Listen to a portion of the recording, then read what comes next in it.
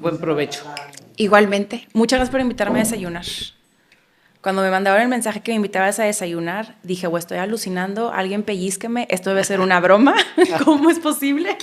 Gracias por invitarme, pues no solamente a tu casa, sino a desayunar y pasar un tiempo contigo. No, pues al contrario, es un gusto conocerte. Estoy súper contenta y de hecho creo que pocos saben dos cosas. Una, que eres compositora y cantautora. ¿Te encanta la música? Me encanta la música. Realmente es lo que más me gusta.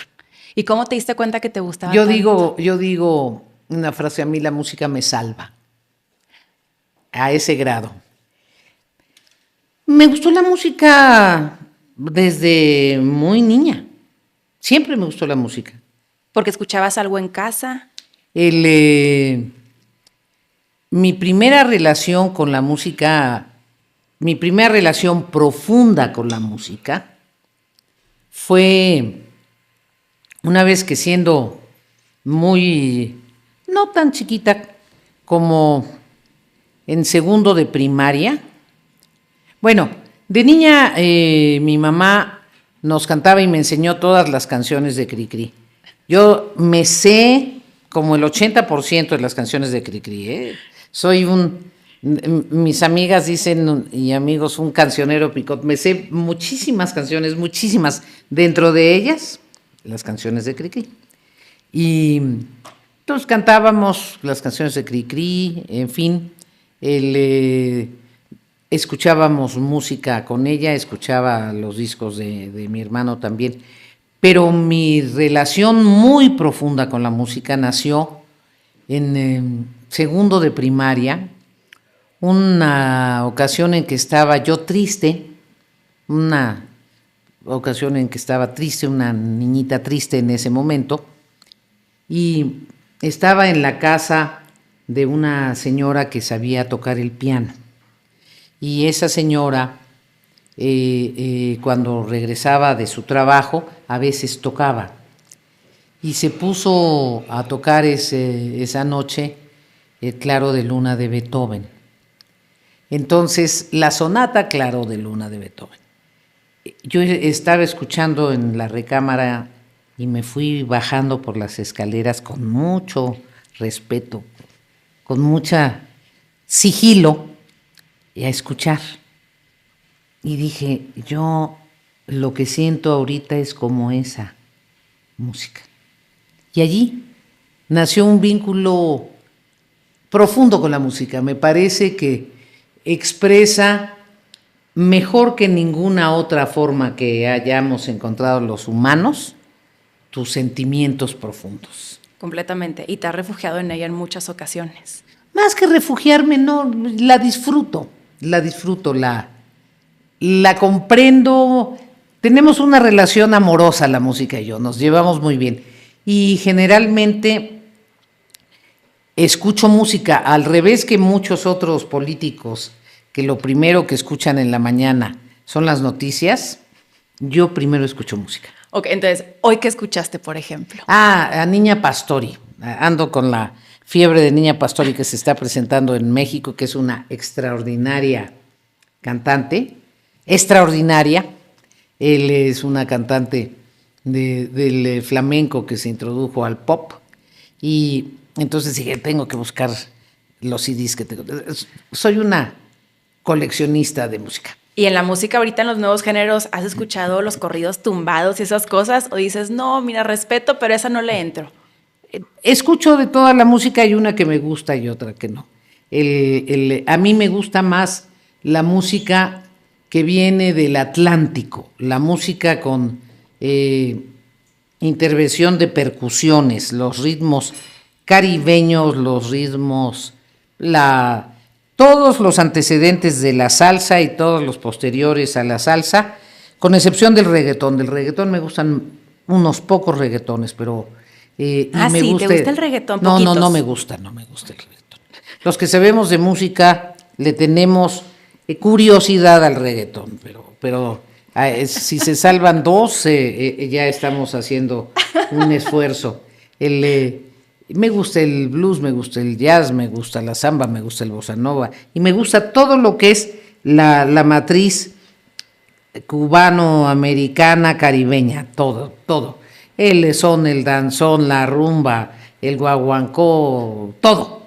Qué increíble. Ahorita justo decías, cuando te dije, hay cosas que pocas personas saben de ti. Por alguna razón mencionaste segundo de primaria. Y es que en segundo de primaria, aparte, te expulsaron de la escuela por alegar un fraude electoral. Increíble, era una liosa desde chiquita. Pero ¿cómo fue ese caso? Recuerdo que fue por un concurso en donde tú estabas no satisfecha con los resultados y protestaste. Protesté porque se trataba de que vendiéramos votos a favor de la escuela para que la escuela hiciera obras de caridad. Era una escuela de monjas, porque cuando regresé de Tlaxcala a México ya se habían cerrado las inscripciones en la escuela pública. A mí siempre me gustan las escuelas públicas, y más de niña. Siempre me gustaron, y entonces pedía que me inscribieran en escuelas públicas, pero las inscripciones en las escuelas públicas tienen un espacio y un límite, y no quería perder el año. Entonces me inscribieron en una escuela de monjas por Mixcoac, y hicieron un concurso de la reina de la escuela o no sé qué, y había que vender votos para que con lo de los votos se hicieran obras de caridad o se apoyaran a los niños. Y yo salí a vender y explicaba que era para hacer obras de caridad y apoyar a los niños que no tenían comidita en África. En fin, hice mi trabajo y mi grupito. Y luego ganó una niña que no había vendido tantos votos en el esfuerzo de relación con la colonia y con el mercado y con todos, porque les compró los votos su papá. Y yo dije, bueno, si me hubieran dicho que te podía comprar los votos tu papá, yo le pido a mi papá que me compre los votos. Claro. No se vale, eso no estaba en las reglas. Se trataba de que consiguiéramos que la gente estuviera dispuesta a cooperar, era provocar el espíritu de benefacción. Seguramente no lo argumenté así. Debo haber dicho no sé cuántas barbaridades. Pero el reclamo era genuino. Tú sentías la injusticia. Era legítimo el reclamo. Yo sentía la injusticia y me dijeron... De que aquí no estamos abiertos a las quejas. Hasta luego. Adiós, amigos. Pero luego ahí no sentiste también justo esa sensación de cómo es un reclamo legítimo, es injusto y el resultado de mi reclamo es hasta pronto. Mira, no lo sé. Yo sé que había dado una lucha correcta, que traté de que se respetara las reglas que habían establecido. Ese era el tema, que se respetaran las reglas que habían establecido. Me sorprendió mucho que cambiaran las reglas, que distorsionaran las reglas. Eso no lo pude entender, no pude estar de acuerdo. Y qué impresión cómo desde segundo de primaria hasta ahorita sigues también velando por lo mismo. Es curioso, no lo había pensado, pero enfocándolo así. Siempre... Fíjate que mi vivencia en Huamantla, Tlaxcala, creo que fue esencial para mi comprensión de la vida, porque en Huamantla se me presentó de manera muy gráfica la injusticia. Y eso me marcó desde niña, luego en la adolescencia, y definió mi vida. Yo, por esas vivencias en la niñez y en la adolescencia, dije, yo quiero estar de este lado, del lado de quienes no tienen todas las posibilidades para que sus derechos sean plenamente respetados. Y lo definí desde entonces, y ahí he estado. Me gusta mucho escucharte y conocer todo tu contexto, porque de pronto sí nos pasa a las nuevas generaciones que pues nos está tocando ver ya una etapa de, en tu caso particular, pues una Beatriz Paredes que ha conquistado muchísimo, te vemos ya en estas altísimas esferas, pero hubo todo un camino para llegar ahí. Y me encantaría justo recorrerlo, no sin antes hacerte saber que me estoy dando cuenta ahorita que veo rápidamente en dónde estamos, que si has cumplido con la costumbre familiar de la ausencia de fotos. Sí, yo no tengo fotos. No tienes. No. Ni de niña, ni de adolescente. Que justo esa ausencia de foto fue lo que te permitió considerar que tu mamá era un extraterrestre. Sí. Qué lindo, ¿no? Como también justamente curiosear respecto a quién es tu mamá, tu papá, de dónde vienen. Porque al final del día de dónde vienen ellos, vienes tú. Y todo tiene una razón de ser. Sí, pero no hubo la tradición en la casa de las fotos. Y de mi papá en la sala tengo un cuadro. Ay, qué increíble. Sí, un cuadro. Dijiste, no foto, cuadro. Es lo que tengo. Un óleo. Pero es que además hay pocas fotos de mi papá también. Somos una familia que no tiene fotos, no tiene la tradición de fotos. ¿Y te habría gustado tener más o no? No es un tema.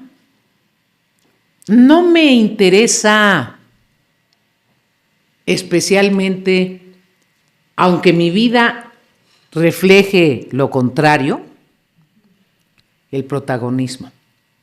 No me interesa.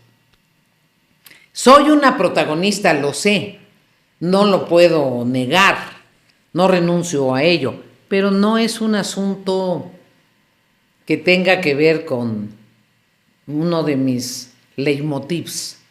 O sea, soy protagonista porque es necesario para cumplir mis propósitos. No es un propósito en sí mismo. Y me llama la atención lo de las fotografías porque estamos aparte de una era en la que le tomamos fotografías a todo. A todo. Absolutamente a todo. Entonces, conocer a una persona que es la antítesis de eso es muy revelador. Imagínate cómo el esfuerzo que me cuestan las campañas de ahora, que son 5,000 fotografías y un diálogo. No. Y videos para el TikTok. Y de pronto hay que bailar. Ah, qué padre. Pero no bailas por el placer de bailar, que a mí me encanta. No sabes cómo me gusta la danza y cómo me importa la danza. Incluso hay un libro maravilloso de Andrés Enestrosa, que es un poeta oaxaqueño, istmeño, un intelectual del istmo muy importante, que se llama Los hombres que descubrió la danza. Que es un libro maravilloso, que tiene que ver con una de las etnias oaxaqueñas. A mí me encanta la danza, conozco del tema y me gusta mucho bailar, pero por el placer, por el gusto, por el gozo. Aquí bailan para que los vean. Todo es para que te vean. Es una etapa notable de exhibicionismo. ¿Te gusta? No, la entiendo.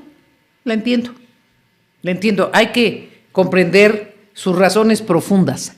¿Y cuáles son las razones profundas? No sé. Creo que las personas necesitan que le den la identidad a otros. Hay un asunto en donde necesitas referentes externos para que te den identidad. ¿Tú requerías de referentes externos de chica o no? Yo nunca he requerido de referentes externos. O sea, has remado contracorriente sin ver ningún referente más que tus anhelos y tus visiones. Y mi lectura. Mi relación más profunda en la vida es con los libros. Y fue con los libros. Yo diría fue con los libros. ¿Te permitieron soñar? Todo me educaron, conversaron conmigo, me plantearon problemas, me pusieron límites, desde luego construir utopías. Los libros fueron esenciales para mí, esenciales. Mis principales compañeros y educadores, los libros.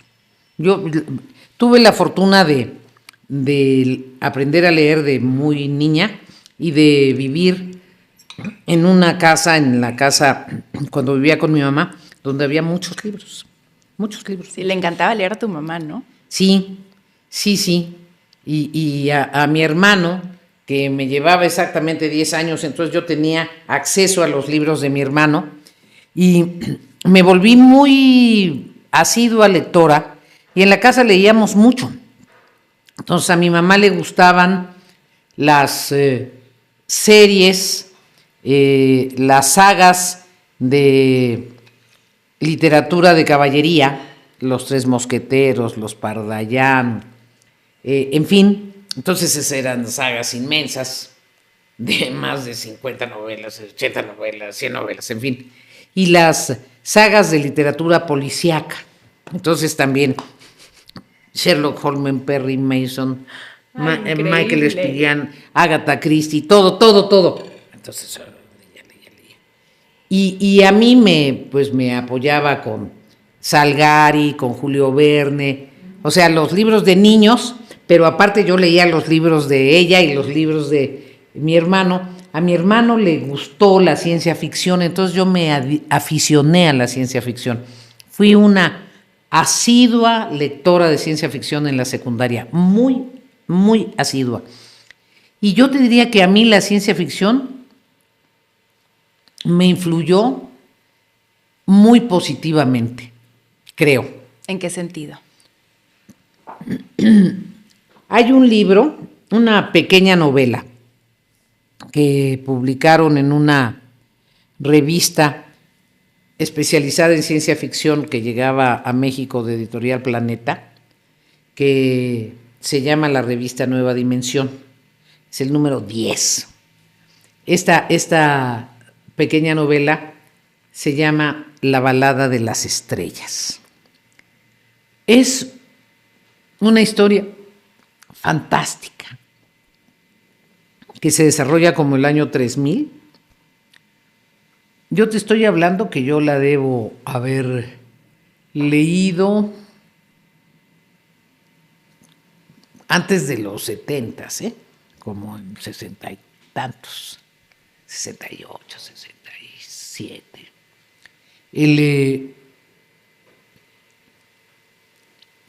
Ya toda la humanidad está unida, ya estamos conociendo las galaxias, estableciendo la bandera de la humanidad unida en todas las galaxias. El mundo es uno, bla, bla, bla. La ciencia triunfó, la ciencia se impuso. Entonces, en el Consejo Mundial del Gobierno Interestelar, los humanos seguimos siendo la especie superior de todo lo que se ha descubierto. Deciden que van a hacerle un homenaje al astronauta, porque el astronauta es el personaje más relevante de los últimos siglos. Entonces deciden buscar un modelo. Y hay un gran debate de si construyen la estatua con instrumentos tecnológicos, rayos, láser, todo tecnológico, robots y eso, o buscan un escultor. Pero los escultores ya no existen casi. Ya es un oficio casi desaparecido. Uh-huh. Tienen que empezar a buscar ancianitos escultores en las zonas fundamentales de escultores, que son Grecia e Italia. Entonces están buscando un viejito, anciano escultor, en el gran debate de si las máquinas y los grandes robots y los rayos las van a necesitar.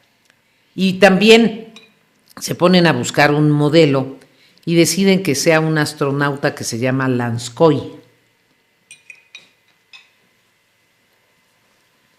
que desde luego es ruso, porque esta novela es de la etapa soviética, y, en fin. Y este Lanskoy es un astronauta que se quedó perdido en una galaxia y ya no puede regresar. Entonces está perdido para siempre en el espacio sideral. Y representa todos los valores que tiene, que encarna un astronauta.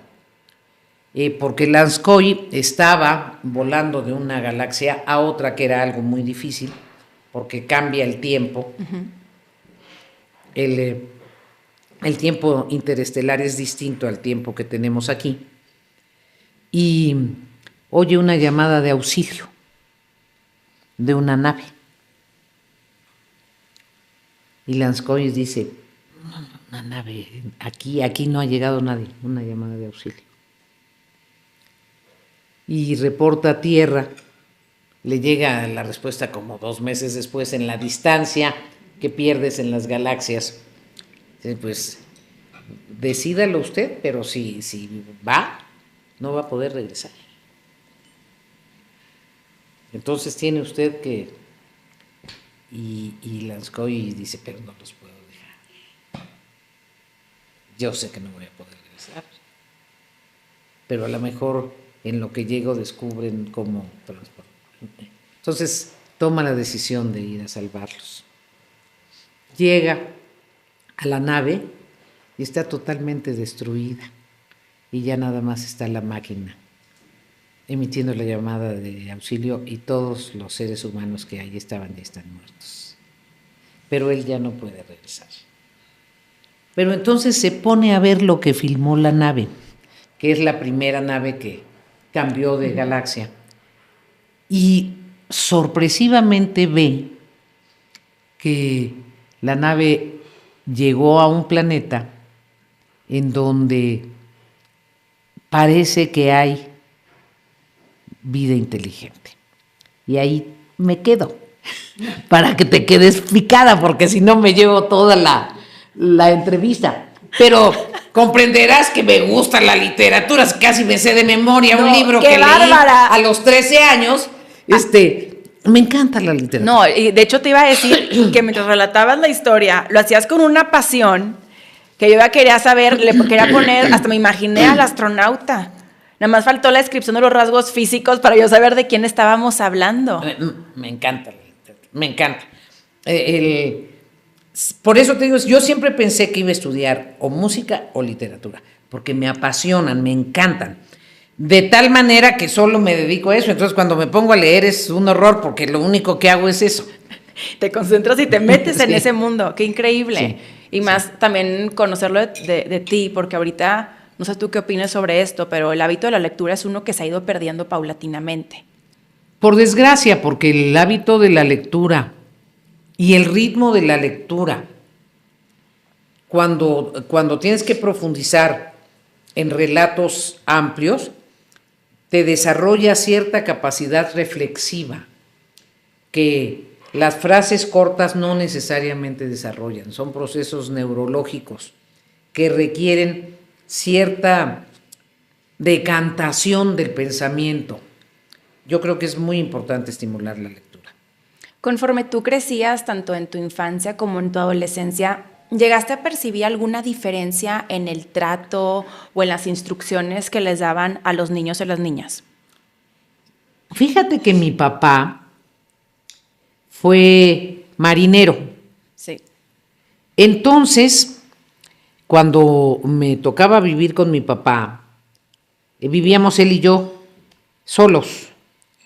Y él nunca me trató como si las niñas fuéramos inferiores o fuéramos diferentes o tuviésemos que cumplir un rol preestablecido.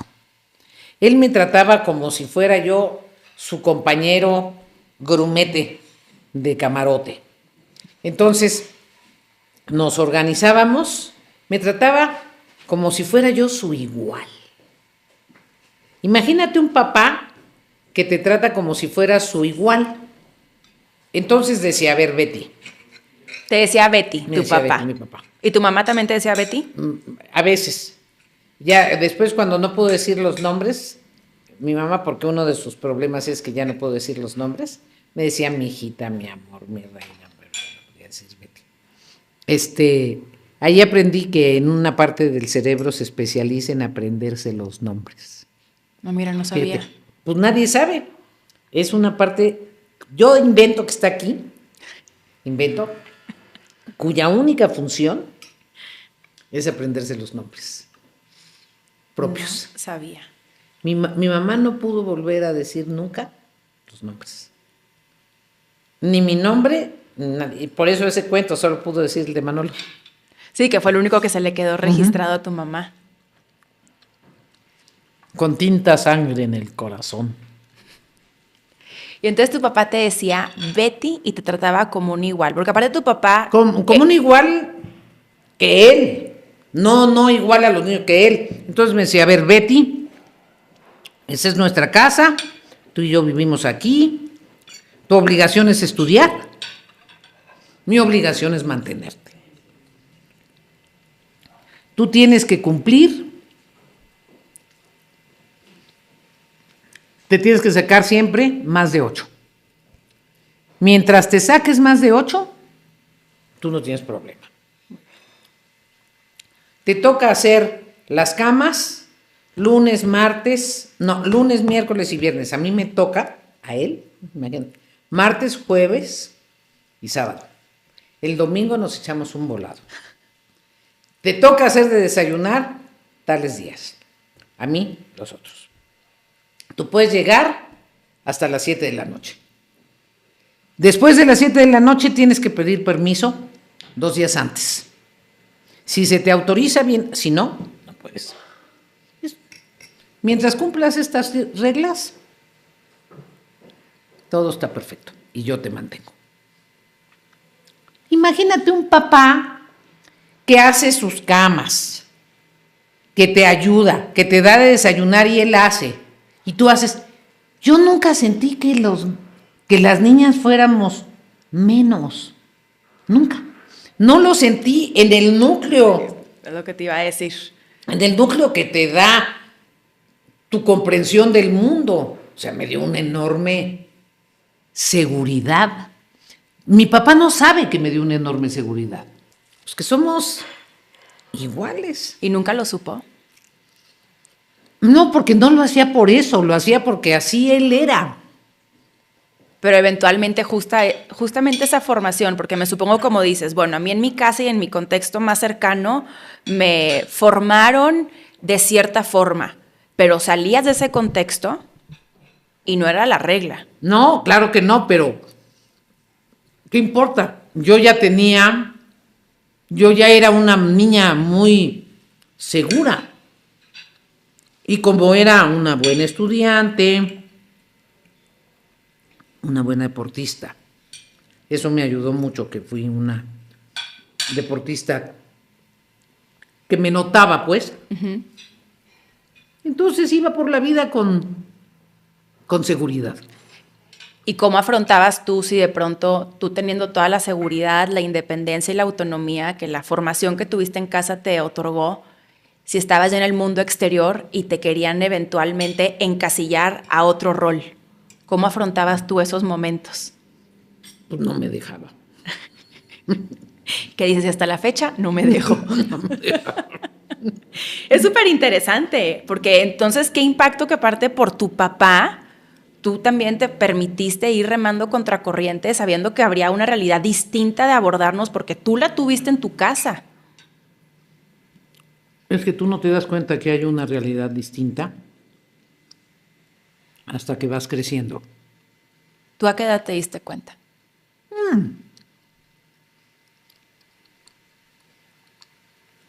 En la secundaria te empiezas a dar cuenta.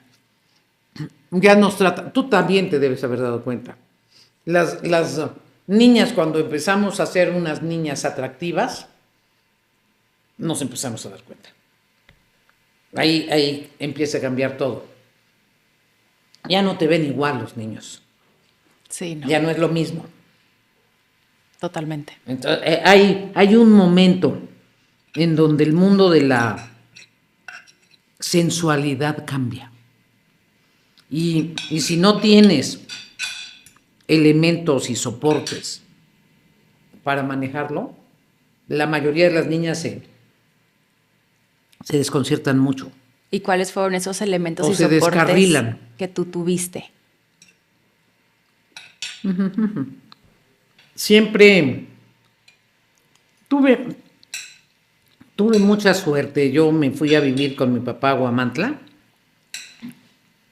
Y Huamantla, que es un municipio del estado de Tlaxcala, fue muy benigno para mí. Gracias. Muy positivo para mí. Porque encontré un maestro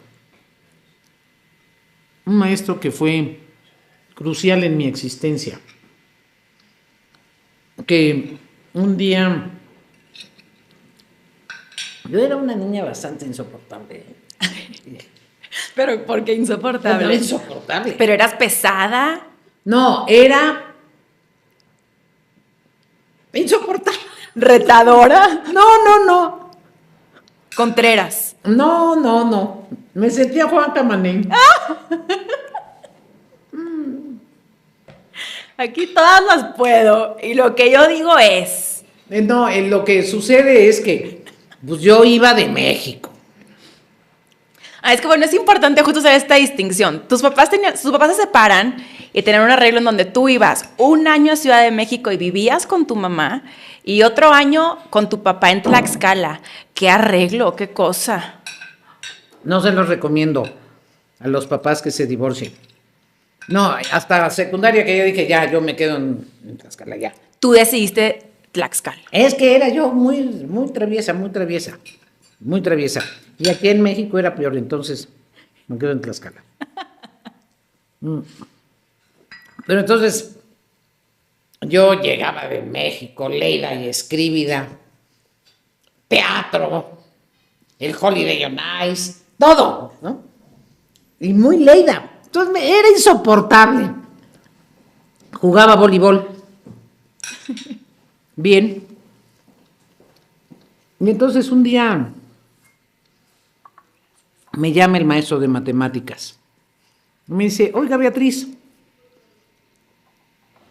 ¿por qué está dando usted lata toda la clase? ¿Por qué no deja que sus compañeros se concentren? No, es que yo ya me sé la clase. Así era de mamila, ¿eh? ¿Cómo ya se sabe la clase? Yo ya me sé la clase.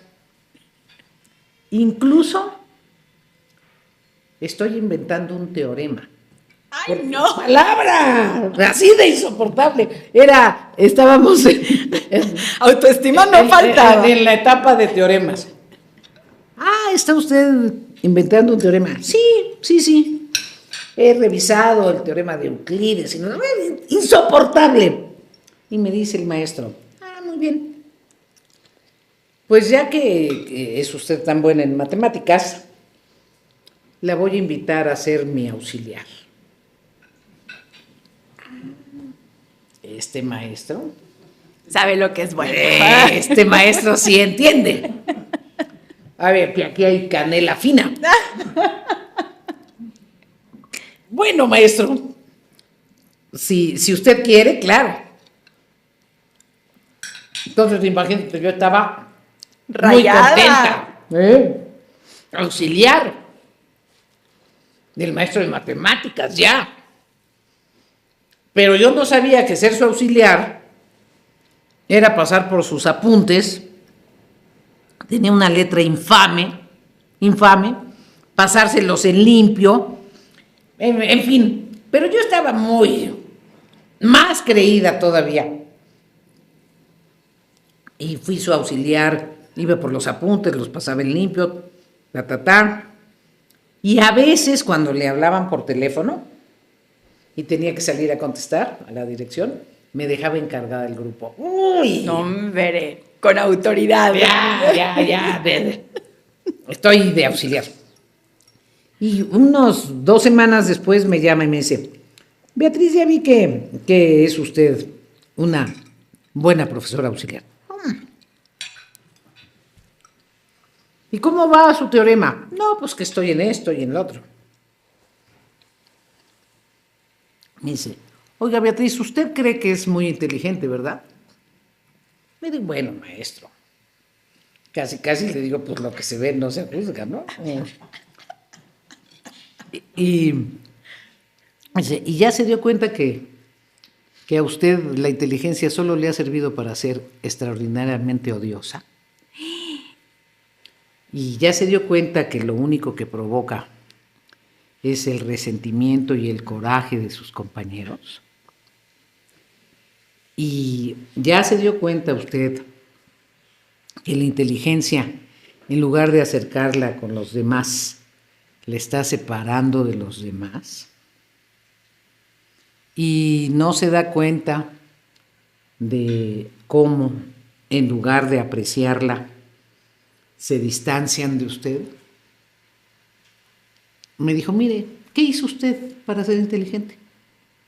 Nada.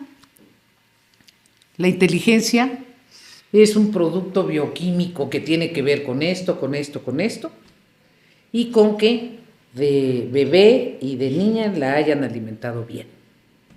En todo caso, es mérito de sus padres, de sus condiciones genéticas y de la alimentación. Y en lugar de que la inteligencia le sirva para que la aprecien, para que la admiren, para que sea usted útil a la sociedad, la inteligencia le ha servido para volverse odiosa, presumida, insoportable. Si la inteligencia no es útil a los demás, no sirve para nada, Beatriz. No sirve para nada. Entonces, como es usted muy inteligente y se sabe matemáticas más que nadie, su trabajo como profesor auxiliar va a ser que los dos muchachos que van más atrás en el grupo pasen.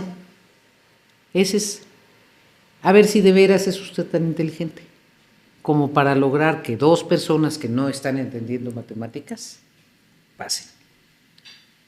Y piense lo que le he dicho. Esa fue la plática más importante que tuve en mi vida. ¿Y cómo la tomaste en ese momento? Tenía razón. ¿Y no te costó aceptar Me que di tenías cuenta razón? que tenía razón. No porque tenía razón. Ya. A mí lo que me importa es la razón. Me puse a revisar los ejemplos que me puso porque obviamente te las sinteticé. Dije, tienes razón. En eso tienes razón. En eso tienes razón. Y aparte, pues asumí que el valor esencial de esa reprimenda que fue que si la inteligencia no es útil a la sociedad, es totalmente irrelevante. Entonces, me volví amiga de los dos chamacos que no pasaban, y los dos, uno era hijo de campesinos, del comisariado ejidal, que es la autoridad del ejido. Uh-huh. O sea, no era hijo de cualquier campesino, era hijo del comisariado ejidal. Benjamín se llamaba, y otro era hijo de un mecánico, Chacón. Y los conocí y acompañé mucho a Benjamín, que tenía un enorme deseo de pasar, porque era el primero de su familia, en la historia de su familia y de sus abuelos, que había llegado a la secundaria. El primero. Entonces estaba desesperado por pasar, se esforzaba, no entendía, no aprendía, porque no memorizaba. Y ahí aprendí, viéndolo, que la desnutrición infantil lo que te hace es que no desarrolles la capacidad de retentiva. Entonces, aunque Benjamín estudiaba, se desesperaba, se esforzaba, no memorizaba. Y fui a su casa muchas veces, y aunque era hijo del comisariado, que es el campesino más importante de un ejido, su casita era de una sola pieza, y ahí vivía su mamá, su papá, sus 3 hermanos, el fogón estaba adentro. Fue una gran inmersión en la realidad. Benjamín no pasó, Chacón sí pasó, pero sobre todo yo me detuve, dije, a ver, y aprendí la gran lección. Si la inteligencia no te sirve para que la sociedad cambie y se transforme, y no es útil, no sirve para nada. Y de ese momento tenías ¿cuántos años? Estabas en secundaria. Estaba en segundo de En segundo de secundaria. ¿Habrán sido qué? 14, entre 13 y 14. Y de ahí das un salto cuántico porque en cuestión de menos de 10 años te conviertes en diputada local del Pero estado de de ahí Tlaxcala, básicamente me ligo al movimiento campesino. a la Confederación. Sí, y al movimiento campesino, porque entonces aprendo a alfabetizar adultos campesinos, me alfabetizo adultos, ya me empiezo a meter en el mundo campesino, con cosas casi siempre ligadas a la educación o a la capacitación, ya en Huamantla. Sí, Huamantla fue clave para mí. Y ahí justo que te adentras al ámbito campesino, que justamente tú entras al PRI por la Confederación Nacional Campesina. Sí, yo entro a la Confederación Nacional Campesina y la Confederación Nacional Campesina forma parte del PRI. Sí, entonces tú primeramente eres militante de la Confederación Nacional Campesina. Sí. Antes que del PRI. Sí. Y de ahí tú vas poco a poco, me supongo que escalando, creciendo, hasta que te abren un espacio y te dicen, puedes ser diputada local. Candidata por la CNC, por la región de Huamantla, que es la cabecera de ese distrito local. Y a los 21 años, bien chica. A los 21 años. Y cuando te llega el que te ofrezcan la candidatura, ¿cómo lo tomaste? ¿Te llegaste a imaginar tú ejerciendo un cargo público? ¿No lo imaginabas? Lo que pasa es que ya tenía yo una idea de la política, porque empecé a participar en la preparatoria, en los concursos de oratoria, gané el concurso estatal de oratoria de las prepas, luego gané un concurso nacional. Ya empecé a participar en cuestiones más políticas y luego el director de mi preparatoria participaba en política. Yo era la dirigente estudiantil, o sea, ya estabas curtidito un poco en la materia. Ya estaba participando en la política. Y fue candidato a gobernador, un hombre muy prestigiado en Tlaxcala, que había sido líder de la Cámara Federal en la época de López Mateos, y que era muy buen orador. Y le gustaban los oradores, porque él era muy buen orador. Entonces lo conocimos en mi preparatoria, y el equipo de Huamantla con el que yo participaba era un equipo cercano a él. Entonces cuando me invitan a ser candidata a diputada, yo lo que digo, y se los digo directamente, no me toca a mí. En el equipo que somos, yo soy la tercera. Le toca al director de la preparatoria, ¿no? Yo soy la presidenta de la sociedad de alumnos, la líder. No era la presidenta porque ya había salido yo de la prepa, pero yo soy la líder. Pero de los estudiantes. Le toca al director de la prepa y él es más político que yo. O le toca a fulanito de tal, que es el amigo del candidato y ha sido político toda su vida. En ese orden jerárquico, yo soy la tercera. No me toca a mí. Yo puedo esperarme. Y entonces me busca el líder de la CNC del Estado y dice, lo que pasa es que la CNC tiene oportunidad contigo, Beatriz. De ganar. No, y de tener una posición como CNC, como Okay. Confederación Nacional Campesina. Y en el Congreso local, tú eres una mujer competitiva en un distrito en donde puedes ganar. Tú puedes ganar. Y le dije, sí, pero pregúntenle a mi equipo, porque yo no me quiero No te quieres saltar. No me quiero brincar. No, y además no quiero que ellos sientan que yo ando ahí de oportunista, Claro. brincándome. Y entonces habló el candidato a gobernador conmigo, me dijo, mire Beatriz, yo empecé como diputado local. No era tan joven como usted, pero era joven. Fue mi primer cargo político, ser diputado local. Y usted quiere ayudar a los campesinos de su región, yo tengo un proyecto de gobierno muy vinculado al sector agropecuario. Una voz como la de usted es útil en el Congreso porque conoce. Le dije, ya dije, don Emilio, convenza usted a mi maestro, a don Pepe era. En primer lugar iba Álvaro, según yo, en segundo don Pepe. Pues era lógico, jerárquicamente era lo que según yo, y en cuarto Margarito, que era el líder campesino. Entonces, dije, si ellos están de acuerdo, sí, si no, no, porque nos va a romper usted la estructura como equipo, y somos un equipo muy importante. A su equipo le va a ir muy bien con nosotros, y le digo, sí, pero tenemos que ser equipo. Y ahí, ya me funcionaba la cabeza. Bien chiquita.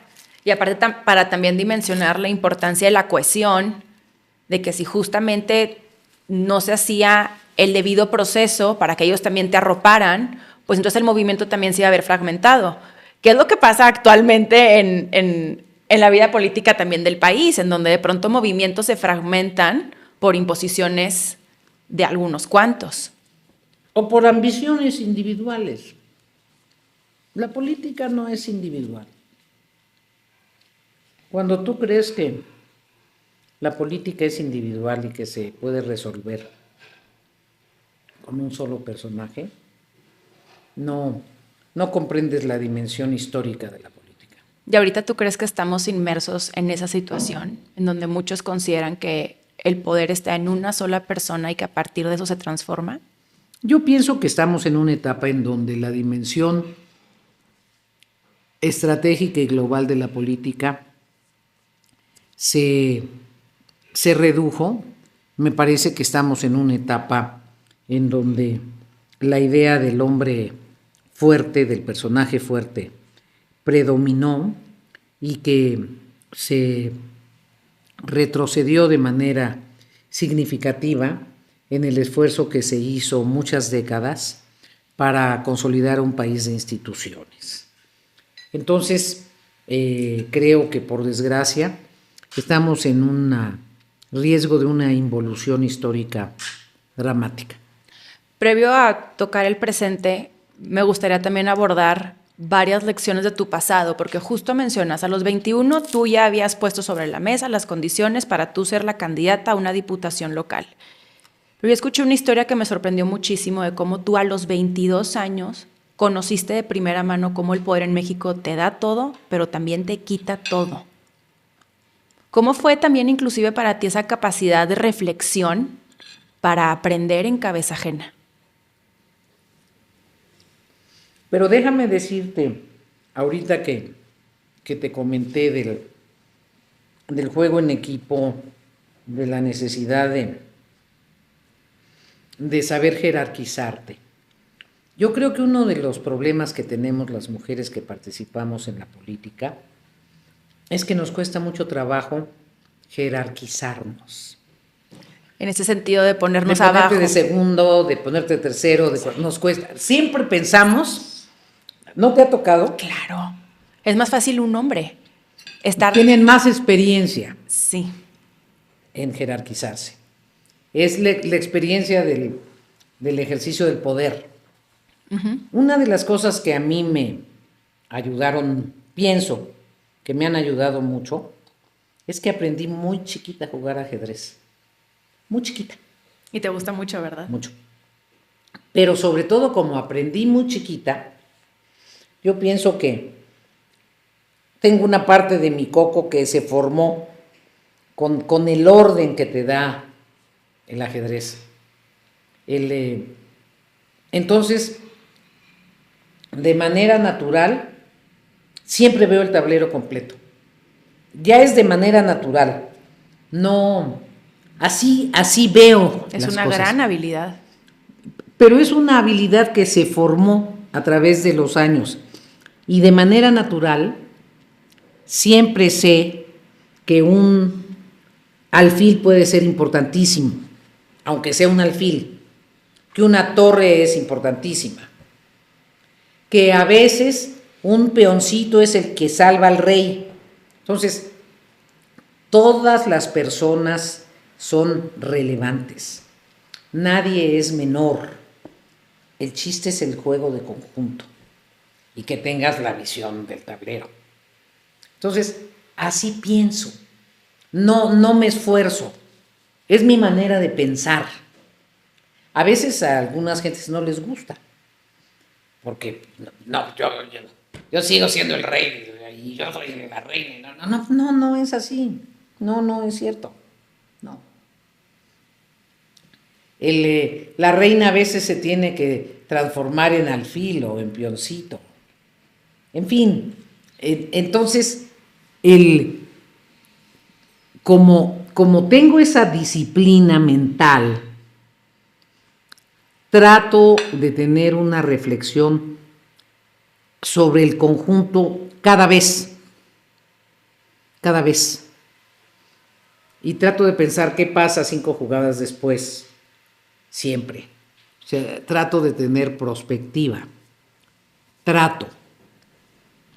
Entonces, creo que cuando tú aplicas una visión de perspectiva a la política cotidiana, necesariamente tienes que desarrollar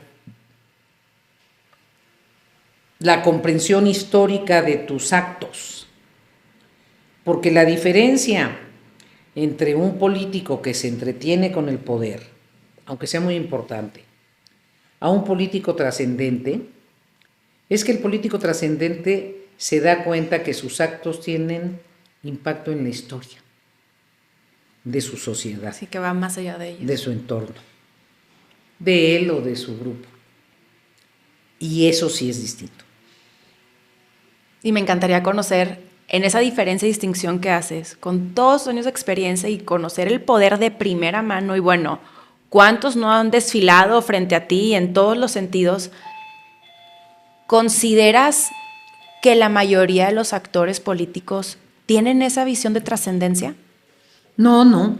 Creo que una de las cuestiones más tristes para los mexicanos es que la calidad de la política mexicana se ha ido degradando. Si has visto la degradación en la clase política. Sin duda. ¿Y a qué se le atribuyes tú?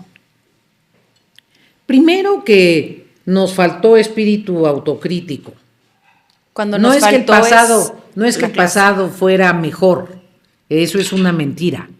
No, es que hubo momentos del pasado en donde hubo personalidades luminosas, interesantes, inteligentes, relevantes, pero este sistema no siempre apreció o premió a las personalidades luminosas.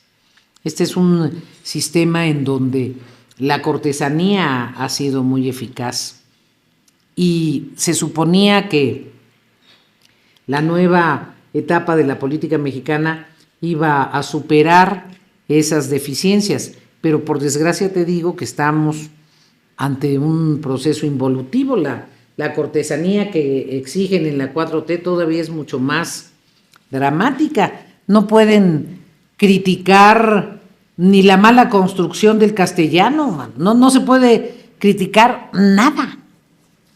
Todo, si es una crítica, por razonable y objetiva que sea, todo lo politizan, todo lo descalifican, es increíble. ¿Y a qué te responde eso? ¿Como una estrategia electoral, de supervivencia, de control? No, yo creo que responde a un estilo antidemocrático. La crítica y la democracia son consustanciales una a la otra. Claro. Y el debate, Sí. y la pluralidad de ideas. Sí. Pero ¿qué pasa cuando justamente tú expones, por ejemplo, lo que me acabas de mencionar, pero el argumento del otro lado es que velan por la democracia? Es un argumento falaz, no están diciendo la verdad. Si se velara por la democrática, la crítica existiría y habría debates con razones, no descalificaciones a priori, no negaciones de todo lo distinto. Me encantaría ahorita, previo a hablar un poco del panorama nacional, también conocer tus perspectivas respecto a las mujeres en el ámbito público y político, porque tu apellido lo menciona, paredes. Has derribado paredes no solamente para ti, sino por consecuencia para muchísimas mujeres. ¿En qué momento consideras tú que las mujeres dejaron de ser parte de la escenografía? En la hipótesis de que ya hubiésemos dejado... Ok, entonces aún no. En la hipótesis... Mira, yo creo que estamos en transición. Creo que estamos en una etapa en donde... entonces estamos en una transición.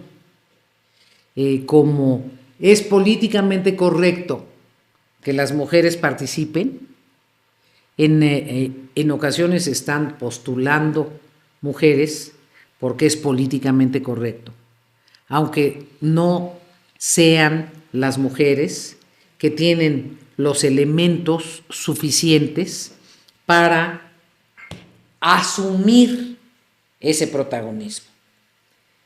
¿Y qué argumentamos las mujeres ante eso? Que muchas veces se han postulado hombres que no tienen los elementos suficientes para asumir ese protagonismo. Eso es verdad. La diferencia es cuando estas mujeres se utilizan por hombres con poder. Claro, que sigue siendo ahorita justo lo que sucede, en donde de pronto pareciera, y es lo que a mí me preocupa, y me encantaría también conocer tu perspectiva respecto a esto. Por eso lo importante, creo, es que, uno, las mujeres seamos solidarias con otras mujeres para que desempeñen bien sus responsabilidades. Dos, que las mujeres que tienen responsabilidades públicas se den cuenta de que su fracaso no solo las afecta a ellas, sino afecta a todas las mujeres, entonces que actúen con mucha seriedad.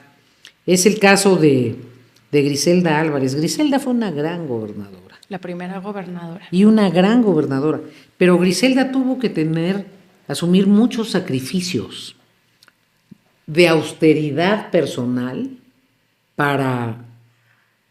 porque tenía conciencia muy clara de que a ella no solo la juzgaban como Griselda Álvarez, sino como la primera mujer gobernadora.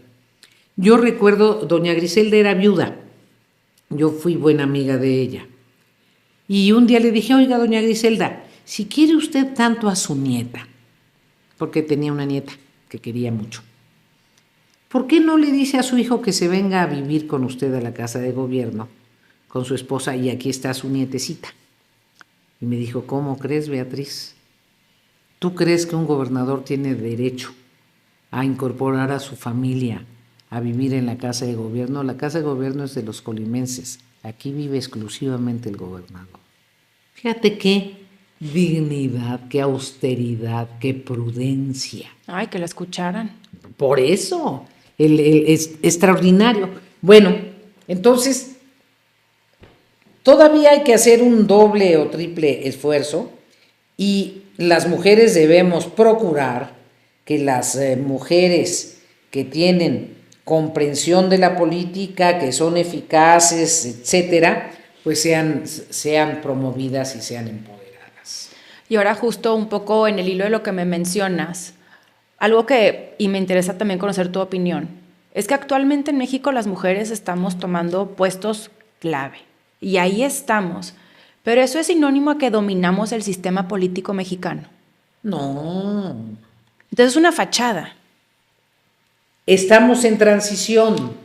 Hay mujeres que tienen el ejercicio pleno de su función siendo mujeres, y hay mujeres que no tienen el ejercicio pleno de su función, como sucede con los hombres. Lo que pasa es que no nos podemos esperar hasta que haya puras mujeres que puedan tenerlo, porque entonces, quién sabe hasta cuándo.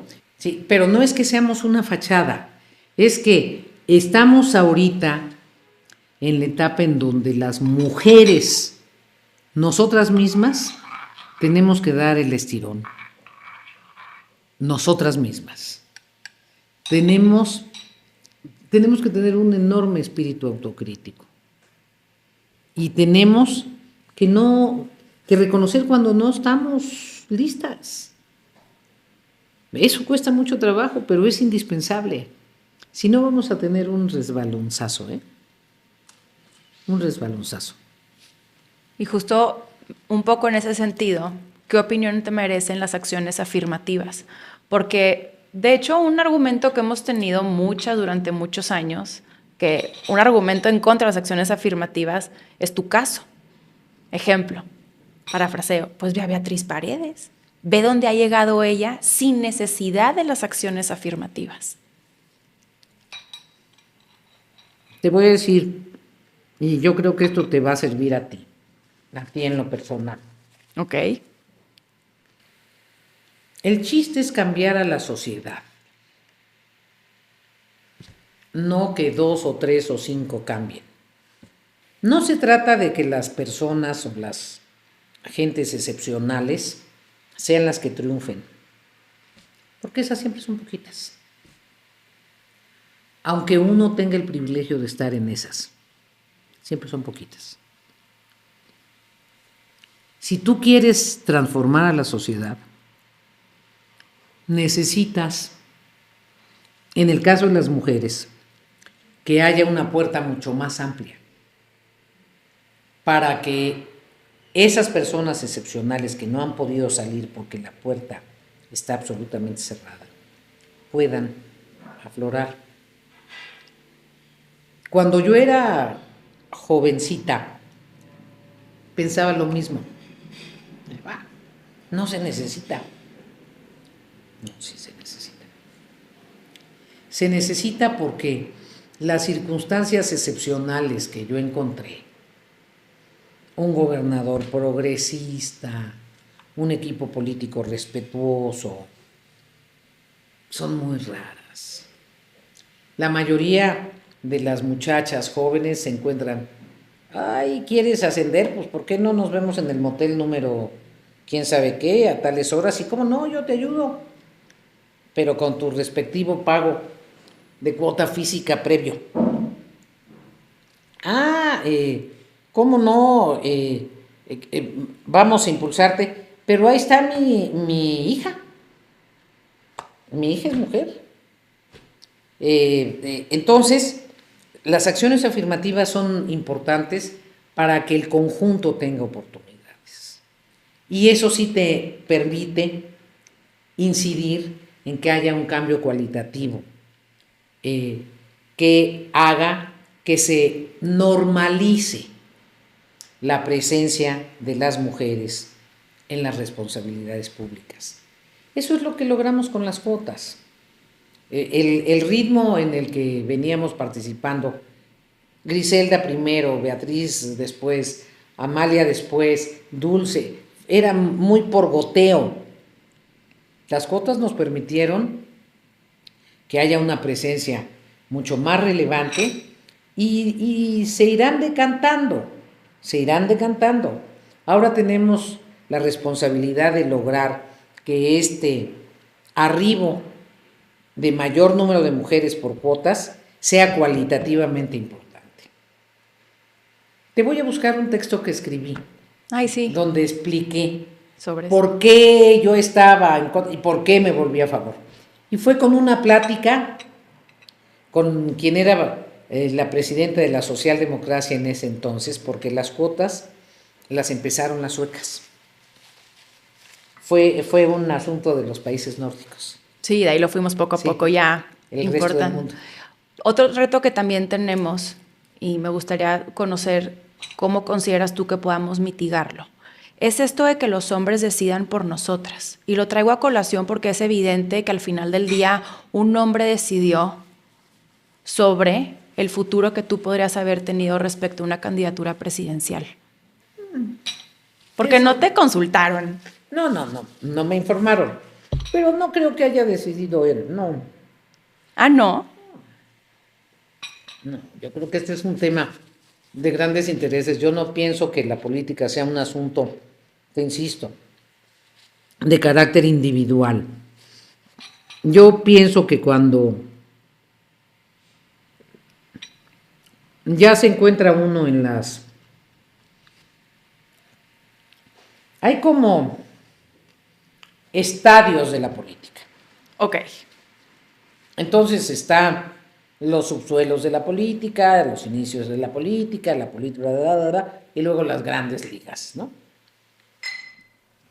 En las grandes ligas este es un tema de grandes intereses.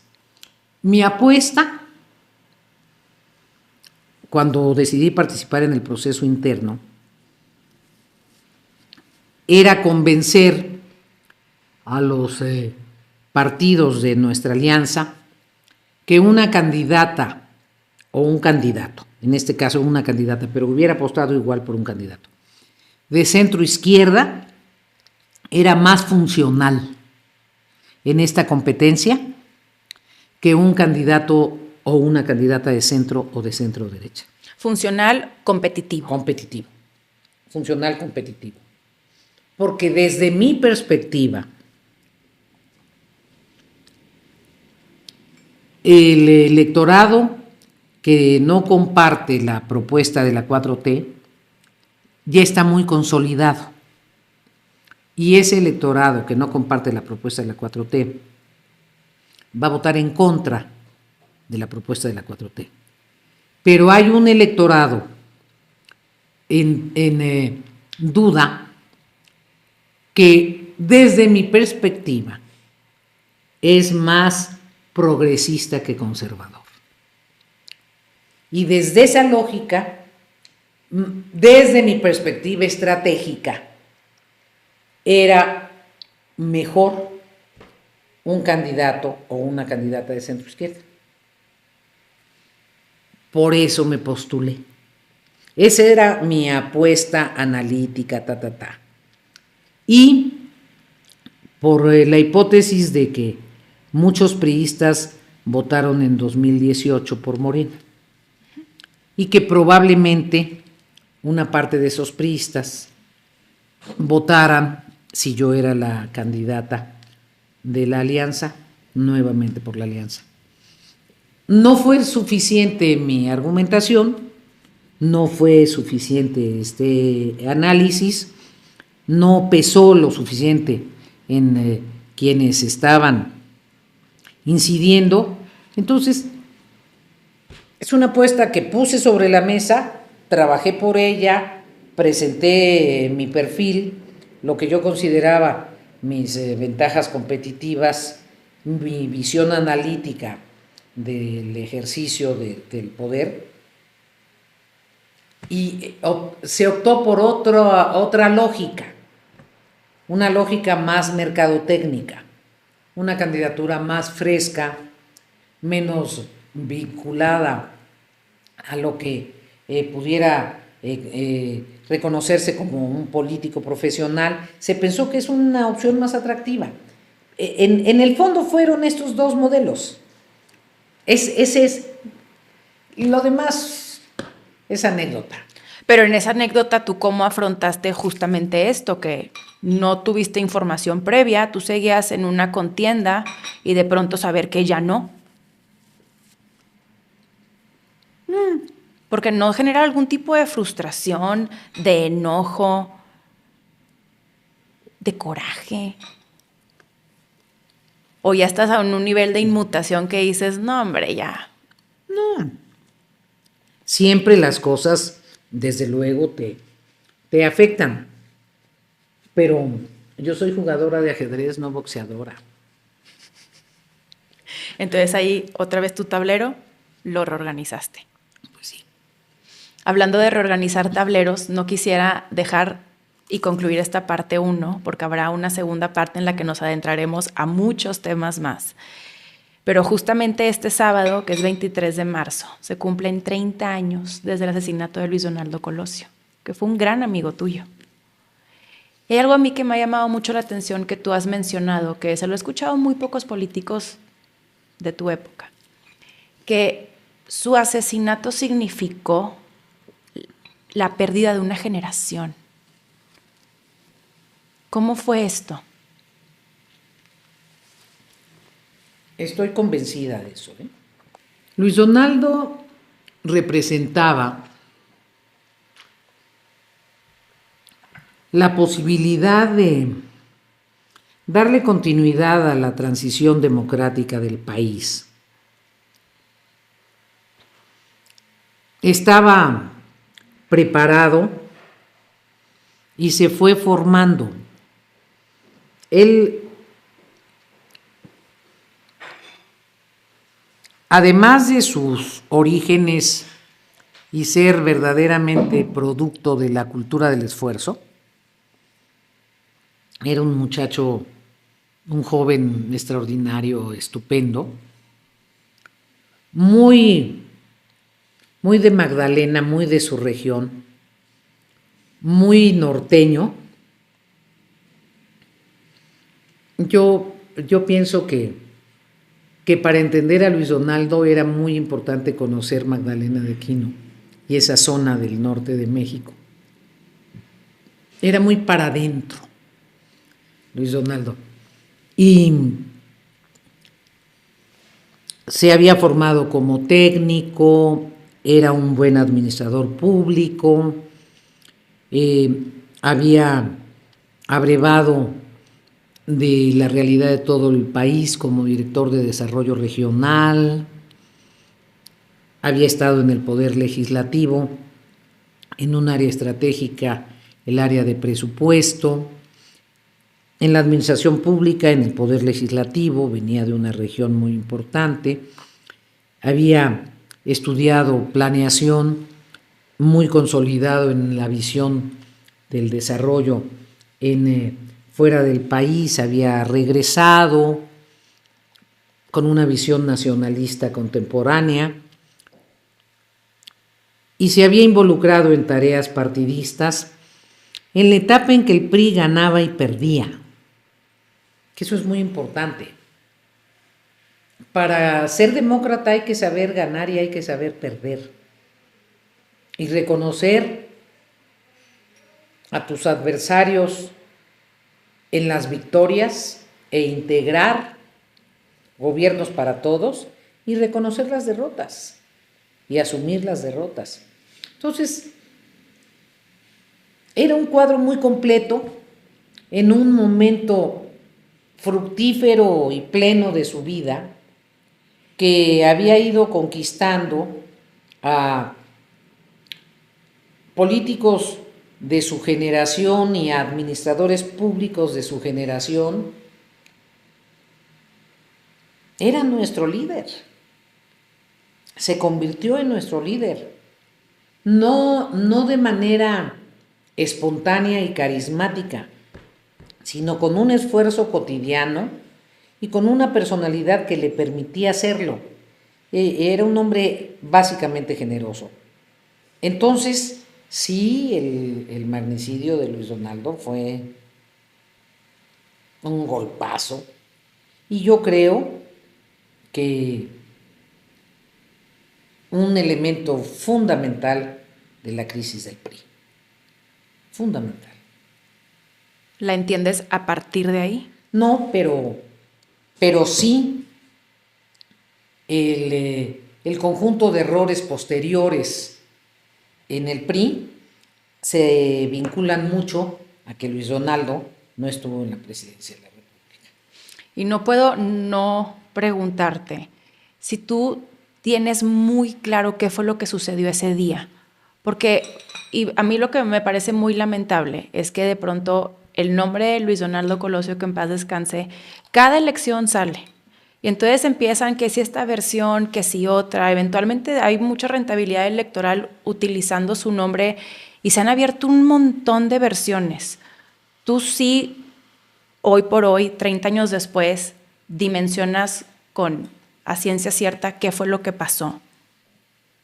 Mira, ningún magnicidio, por grave que sea y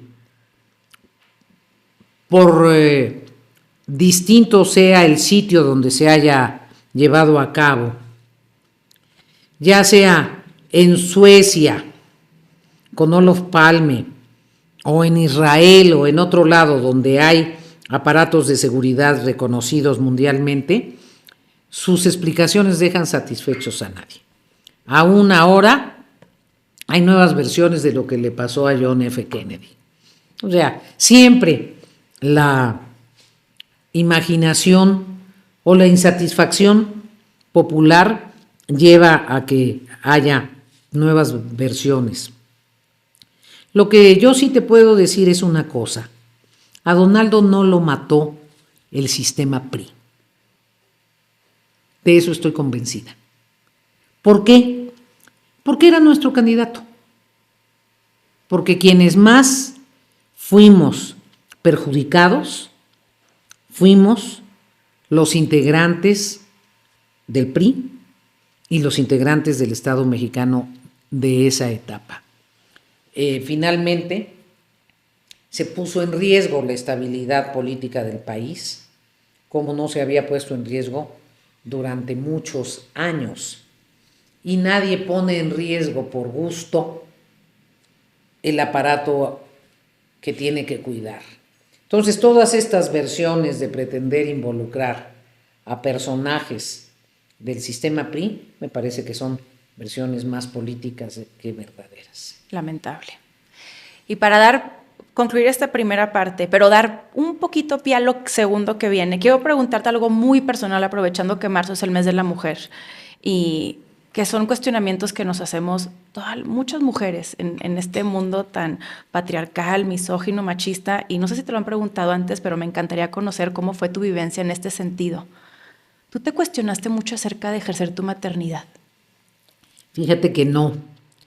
Yo decidí en la secundaria, cuando estaba viendo series de ciencia ficción, etcétera, que no iba a ser mamá. Y me encantan los niños, incluso fui maestra de kinder. Me encantan los niños, me encantan. Y me llevo muy bien con los niños, me encantan. Pero yo decidí no ser mamá porque mi mamá siempre trabajó. Y a veces yo quería estar con mi mamá y mi mamá estaba trabajando. Entonces hubo una época en que me costó mucho, porque mi mamá salía tarde de su trabajo con un abogado que la regañaba mucho. O eso creía yo, me caía muy gordo. Y yo le daba mucha lata porque como quería estar con ella, le hablaba por teléfono y la regañaban más, y le volvía yo a hablar por teléfono y la regañaban más. Y en la secundaria me di cuenta, que yo iba a viajar mucho, que siempre iba a viajar. Pero en la secundaria te diste cuenta. Pero es que si puedes desprender de esta entrevista, muchas de las cosas yo las resolví muy chiquita. Sí, no, totalmente. Muy chiquita. O sea, yo ya, a los 22 años era líder del Congreso Local de Tlaxcala. O sea, sí, algo que las personas en términos generales hacen a los 35. Completamente. O a los 40, y las personas que triunfan. O sea, yo, cuando fui diputada federal, la primera 27. Vez a los 24 entré. Fui presidenta del Congreso de la Unión a los 24 años. Entonces, pues es normal que haya resuelto algunas cosas más chiquita. No, qué impacto. Gobernadora a los 33 y a la secundaria. Corresponde. Entonces yo dije en la secundaria, yo voy a viajar. mucho. Voy a trabajar, siempre. Voy a andar de aquí para allá. No voy a tener niños. Si hubiera sabido que existía sistemas de bienestar social, que había guarderías, etcétera, a lo mejor no hubiera tomado esa decisión, pero entonces no lo sabía. Entonces lo decidí a esa edad. Y nunca se presentó para cambiar de opinión. Se presentó alguna vez que estaba yo muy enamorada. Ay, todo lo que hace el amor, ¿verdad? Híjole, ¿sabes qué? Pero ahí no se presentó como tener niños. Se presentó como yo quiero reproducir a esta persona, que es distinto. Ay, Era no, bueno, es que eres muy romántica. Soy romántica, muy romántica. Soy enamoradiza. Sí, no, ya me di cuenta. Bueno, el presente de la reproducción, que él se reproduzca y juntos mejor. Bueno, claro, pero muchas mujeres tienen hijos por eso. No, totalmente. Por amor. Sí, pero me impacta y siempre me va a llamar la atención que justo a tan temprana edad, también dado el contexto en el que creciste, en lo que se esperaba por el simple hecho de ser mujer, te hayas cuestionado estas cosas, hayas tomado una decisión, hayas sido tan enérgica en ello y que hasta la fecha lo sostengan. Mis respetos y toda mi admiración. Muchas gracias. Y bueno, yo no quiero ser la culpable porque llegues tarde a tu siguiente compromiso, pero sí quiero la parte 2, irla agendando porque definitivamente hay muchísimo más que conocer sobre ti. Tengo un anhelo enorme de conocer también cómo te has lidiado en estos claroscuros, dado pues lo que te pasó tan temprana edad, ese acercamiento con la muerte, que sí, pues bien dices, a muy temprana edad te tocó vivir de todo para resolver a partir de ahí también tu futuro. Entonces, me encantaría con esto agradecerte por esta primera parte, que todos esperen esta segunda parte y más allá de todos, pues yo tengo de verdad un anhelo y una curiosidad genuina de conocerte más y conocer pues justo a esta mujer que ha abierto camino para tantas. Muchas gracias. Al contrario, muchas gracias. Muchísimas gracias. Muchas gracias. Muy bella, por cierto, tu casa. Gracias.